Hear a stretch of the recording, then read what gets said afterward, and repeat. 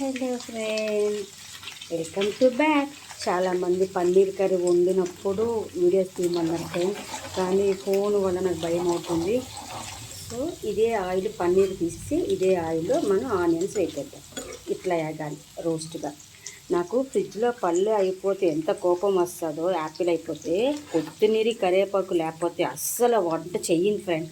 పెద్ద గొడవ అయిపోద్ది. ఎంత గొడవ అంటే భార్యాభర్తలు విడాకులు ఇచ్చుకున్నంత.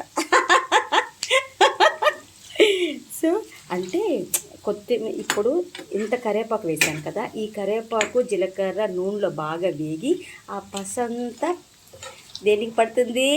రజనీ బుగ్గలకి పడుతుంది. సో కోర్స్ పన్నీర్ కర్రీకి మంచిగా పట్టి అప్పుడు మనం ఆనియన్స్ మసాలా అన్నీ వేపినప్పుడు దీనికి సరిపడే సాల్ట్, దీనికి సరిపడే ఉప్పు అన్నీ వేస్తాను కదా నేను. సో అన్నీ చూపించాలంటే కెమెరా ఉండాలి. సో కిచెన్ చిన్నది ఫ్రెండ్. ఫినిషింగ్లో వచ్చేద్దాం, ఓకేనా? కొత్తిమీర కరివేపాకు లేకపోతే మీరు 2 కిలోలు మటన్ తెచ్చినా అస్సలు చేయను. ఎందుకంటే కొత్తిమీర కరివేపాకు ఎవరు నా ఫ్రెండ్స్ వాళ్ళు ఏమనుకున్నారు?